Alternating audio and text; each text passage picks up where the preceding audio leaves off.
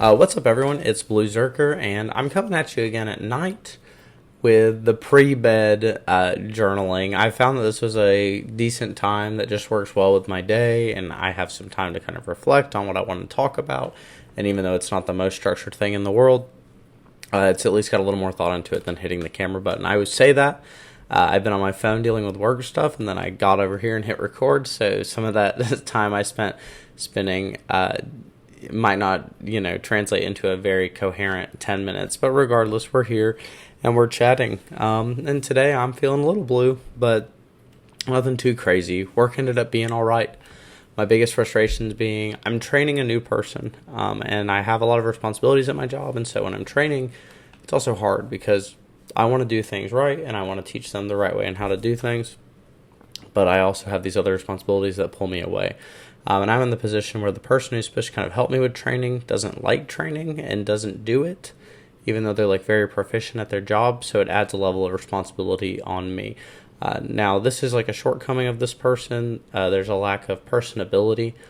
That seems to be the problem at the place that I'm currently at, is everyone kind of lacks this personability. There's a couple people here and there that have it, but largely I think we're missing that kind of social interactive knowledge and that kind of like emotional knowledge. That being said, as a leader, it's so weird to be called that. I had an associate say that today, and it was so strange because I am the manager. I do lead the place, and I feel like the last couple of days have really exemplified that in a positive way, ways that I find rewarding, even though the amount of time I spend there is frustrating because I have so many obligatory hours, regardless of any kind of time spent outside of the place thinking about the place. But I had a couple associates have a few different problems the last few days from outside of work, and through conversation and talking about it, I was able to kind of guide them and give them some advice. It's largely just from being older than them. I'm in my late 20s. These people are in their younger 20s. One is about 20. The other's like a little older than me, actually, like 29. But comes from a very different life. I have a good friend, a very good friend, my best friend actually, who talks sometimes about knowing the advantages that you have over other people. I probably stole it from Marcus Aurelius. That's like his favorite philosopher that he likes to talk about and steal all the time. But the idea is that regardless of some of the ways that we feel like we're behind, I feel like a lot of my life I have been behind the curve on certain things when it comes to like learning how to do basic stuff that a lot of people know how to do, like laundry or certain types of cooking or whatever. But understanding the advantages that we do have. One of my strengths, I think, is this emotional knowledge and being able to like talk about things that are bothering people in a way that I don't get stressed out about it. I feel like I've been through enough different types of situations that I have like a way to personally relate, but also just enough knowledge from watching things that I can kind of create some level of sympathy. That being said, I tend to be someone who's very low sympathy, which it's kind of a weird mixture. Basically, I can like see the problems, I understand that they're problems, but I still have really high expectations. I don't like people to have too many excuses, especially as someone whose life has only gotten better by realizing that, certain things I'm doing are always excusing myself and blaming it on other people instead of taking responsibility for things. I talked about that last episode with Sartre and radical freedom a little bit. I don't have like as necessarily of a philosophically sparsed out position on it. It's just something that I find to be the case, and it reflects throughout my life and the way I think. So there's often times where when I'm talking about certain things, they are dripping with like Sartre or existentialism or Aristotelian ethics. And I know that they are from those sources, but they are also my own amalgamatory ideas that have come up through my studies and whatnot. My degree was in philosophy. The ancient Greeks are my favorite, and the French existentialists are right after that. I find the Stoics are okay. I think there are some tenets that you can take from Stoicism that are valuable, but largely I think the like acceptance of things is like a problem with Stoicism in general. I think it leads to a kind of passive existence, whereas I'm very fond of this like forging one's own existence through hard work, trials, tribulations, etc.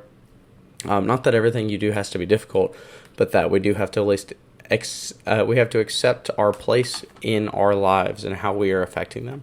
Basically, I had a young woman who's struggling with her home life, and got there super late. I met her outside and she was crying, and I gave her a hug and we talked about what was going on, and I was able to relate a little bit with my own personal family history, and I gave her some advice, and some advice that I heard when I was in high school, and it was incredibly valuable to me then, and I hope it is as valuable to her as it was me. But basically, the advice is a little parable analogy about how when you're on an airplane and the oxygen masks come down and there's like a kid next to you, what do? Do you put the oxygen mask on the kid, or do you put it on yourself first? And a lot of the sympathetic drive is like, oh, you like take care of the child, but like the real answer is that you have to put the oxygen mask on yourself first. If something happens, if you lose your breath and pass out before you're able to help the child, you're both in a bad situation. So the other thing I talked about with her was this idea of like, you can only serve from a full plate.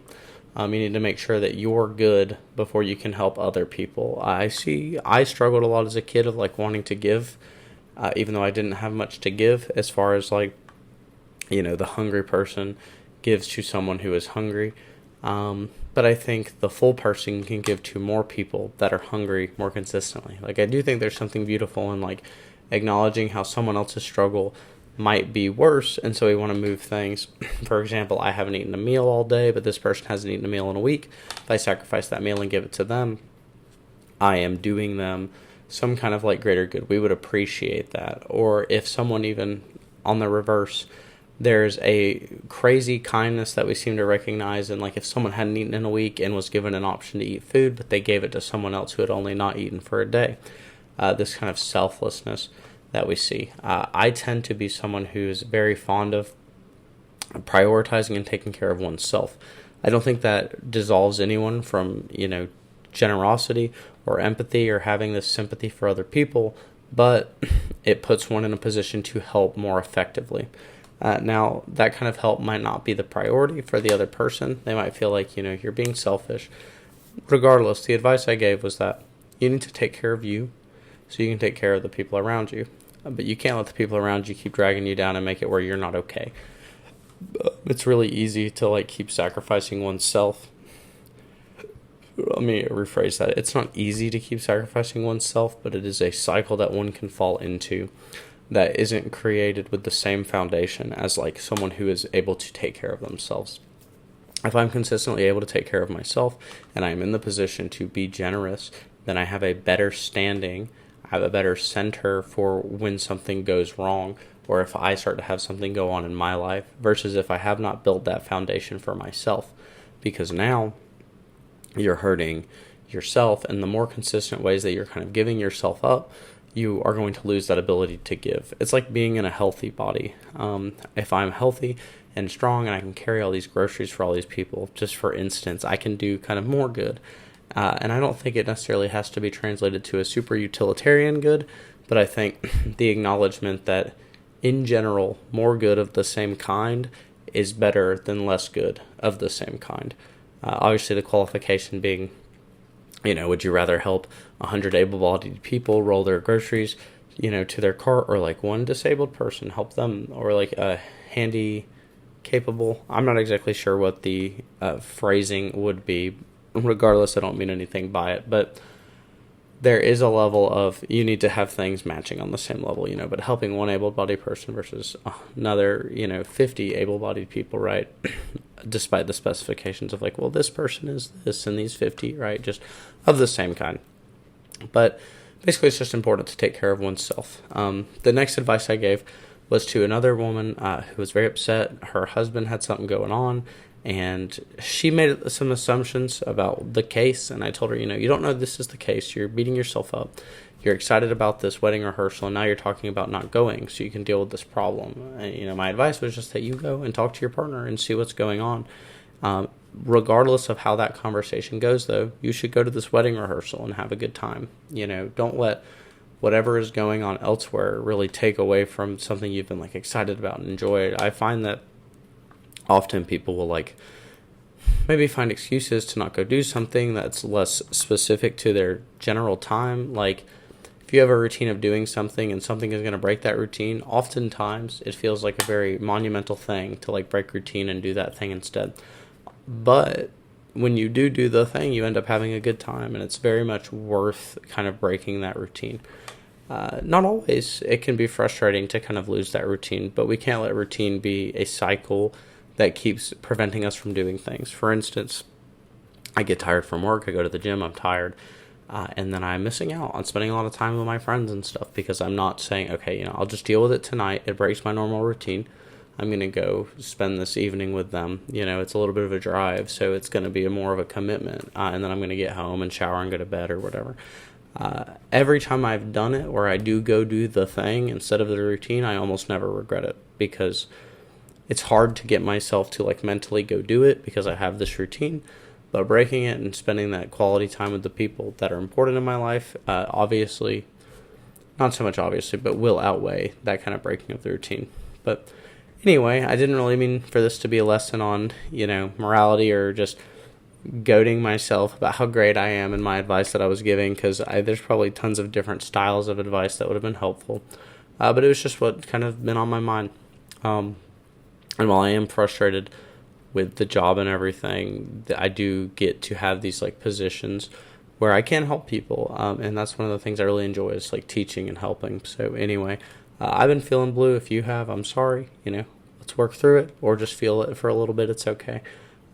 Thank you for watching. Like, comment, subscribe. I actually had some people, funnily enough, like it's crazy, special shout out, comment that are like not my friend, and so it's so cool. I really appreciate it. I hope this means something to anybody, and if not, I'm still getting what I want out of it. So thank you for watching. Have a good night.